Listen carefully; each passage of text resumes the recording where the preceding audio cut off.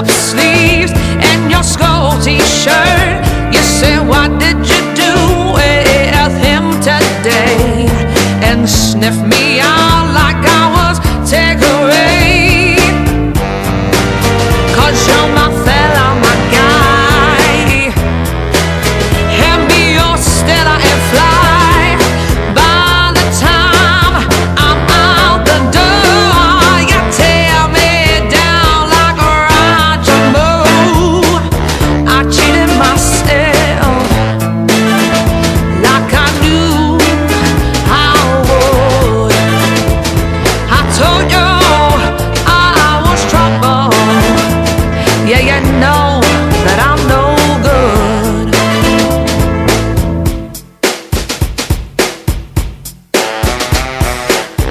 Upstairs in bed with my ex-boy. He's in a place, but I can't get joy. Thinking of you in the final throes. This is when my buzzer goes. Run out to meet your chips and pitter. You said when we married, 'cause you're not bitter.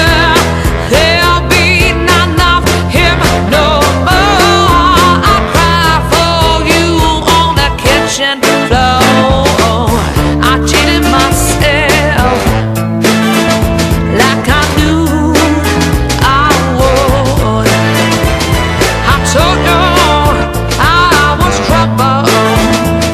Yeah, you know that I'm no good.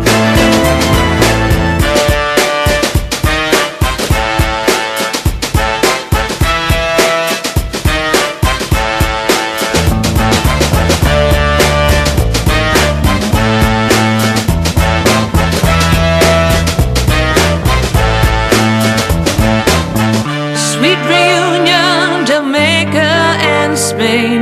We're like how we were again. I'm in the tub, you on a scene. Lick your lips as I soak my feet. Then you notice nickel carpet burn. My stomach drop, hey, my gut turn. You shrug and it's the words to truly stuck the knife in first. I cheated myself like I knew I would. I told you I was trouble. Yeah, you know that I'm no good. I cheated myself like I knew I would. I told you I'm trouble. Yeah, you know that I'm no good.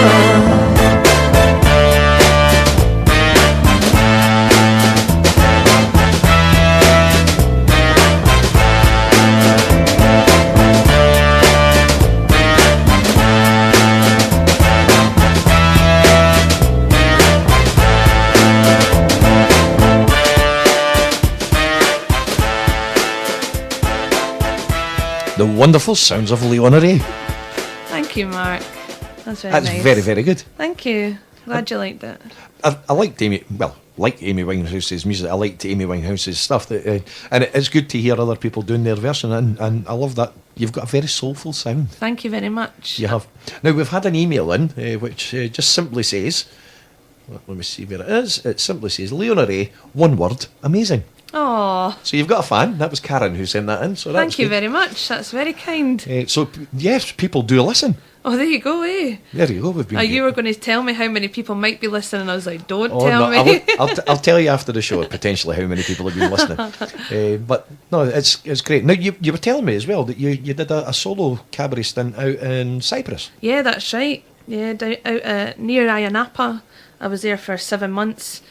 And that's when Leona Ray was born, to be honest, because I thought that my real name, Leanne Cunningham, was just a bit too long-winded to say on stage. So Leona Ray came about, and it's quite a long story behind it all, but you know. It's much easier to put on posters. Definitely. Short and sweet. Leona Ray. So I was Leona Ray Disco Diva. And I did all the disco songs. Donna Summer, Shaka Khan, Gloria Gaynor, you know, everything like that. And then I did a lot of up-to-date stuff as well, singing hotels, bars.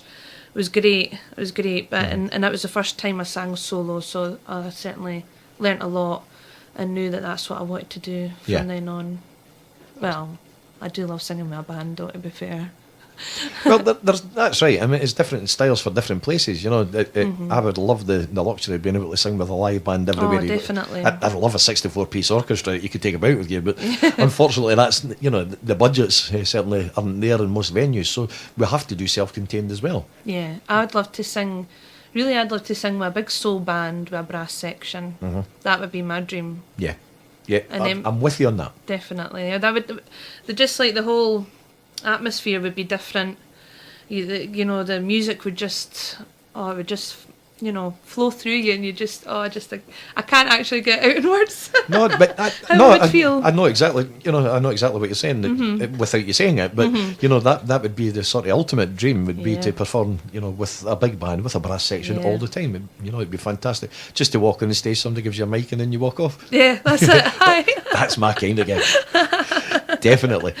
Now, I was going to say. Now, you're no stranger as well. I was going to say a lot of young people don't know what direction to go in to get into singing. You know, they'll go along to karaoke nights, they'll go along to open mic nights. But you've also done a number of big competitions as well, haven't you? Yeah, I have. Yeah, the first competition I ever did was Linlithgow Rose, and when I won that, that was just. Amazing. I'll never forget that day, the night that I won that. My mum and my stepdad and my nana's face when I won it was incredible. And it wasn't about winning money or anything. It was just getting told you're the winner, you know. Yeah. And then I went on to win McMurray's, Eskimos Bowling Club, and various other ones. And one last year was Wishaw's Got Talent. Yeah, I remember when it was on. That was a difficult competition. There was amazing people in that. In fact, Robert McIntosh was in that one. Robert's been on the show, yeah. Yes. He told us about that. Yeah, Robert's a great guy. Yeah. I really like Robert a lot. He's a very genuine person. So both me and him were in that competition, and I was very lucky enough to win it, which was just amazing. But I don't do them anymore. You've stopped doing them. Yeah, that's it. But you can't do them for too much were in longer. the final of quite a big one a couple of weeks ago. Yeah, I was, for Edinburgh's Got Talent. And I was oldest contestant. Were you? Yeah. Were you? It was like me, and then the next age down was like 18. And then it went like 15, 12. So, yeah, it was a bit, a bit of a age difference, unfortunately. But I took a huge risk with that competition as well, because I sang my own song on stage in the festival theatre. I did see your post on Facebook about that. It's one way to get your original material out there. Yeah, I mean, you know, afterwards I thought, oh, maybe I didn't make the right decision. I should have sung something that maybe showed my voice off a bit better, because I was hoping that, you know, something would maybe come out of that competition, with it being so such a big competition to do with Fourth One. And stop swearing. No, sorry, to do with Black Diamond FM. It was Edinburgh Evening News. You can talk about them. Edinburgh Evening News, yeah, sorry. And so I was hoping something was coming out of that, but you know, I took a risk, and I'm kind of glad I did as well, because at least I can say I sang my own song in the festival theatre. That's something. There you go. And there's not a lot of people who will be able to say that they sung their own original material on the stage at festival theatre. Yeah. Now, a question that I've not asked you off air, so I'm just throwing one at you. Have you done any of the TV talent shows? Have you auditioned for any of them? No? No, I haven't. No. Oh, no, wait. No, sorry, I did actually audition for X Factor. Okay. I did, yeah. In a wee tent on Princess Street. Was it? What was it, last year? Or was it this year? It must have been this year. I'd seen it on Facebook saying that, there's a tent on Castle Street, X Factor, and I was in college at the time. And two other singers in my class, they were like, come on, let's go, let's just try it. So I thought, okay, why not? Now, that's another part that you've just mentioned there. That's another part of what you do. You're actually studying music as well. That's right, yeah. Which must make you, and funnily enough, we were talking about off here, it makes you a bit critical as well of your, you're learning all these things and you're working with other singers, but you're quite critical of your own stuff as I'm well. very critical. Yeah. Very critical. In fact, probably my mum's maybe a bit more critical. No, but I am critical of Thanks, myself. Mum. Oh, definitely. She's my Simon Cowell. Is she? She'll tell me how it is. Well, Yeah. listen, you need that, don't you? Oh, of course. You do, because if you get wrapped up in your own little bubble, thinking that you're wonderful at everything you do, and I'm not just saying this to you, No. I'm saying, anybody. Yeah, definitely. If you're wrapped up in your own wee bubble, which, do you not wonder, and, without mentioning any TV programmes, but sometimes when you see it on some of these programmes, you think, why has nobody ever told them that they can't sing? I know. But those people are put on there for a reason, for entertainment, and that's it. Yeah, and it's not. Do you know? I've spoken about this before publicly and said, if you go back to the original competitions, it was a talent contest. They had a small podium where you stood on, and there was a guy playing piano at the side, and it was a singing competition. Now it's all production. It's all singing, dancing, fireworks, and lights, and it's more about that and what you're wearing and stuff than it is They've about got singing. a great character, and it's like, that's fine. It's about personality as well, but really, first and foremost, it should be about the singing talent.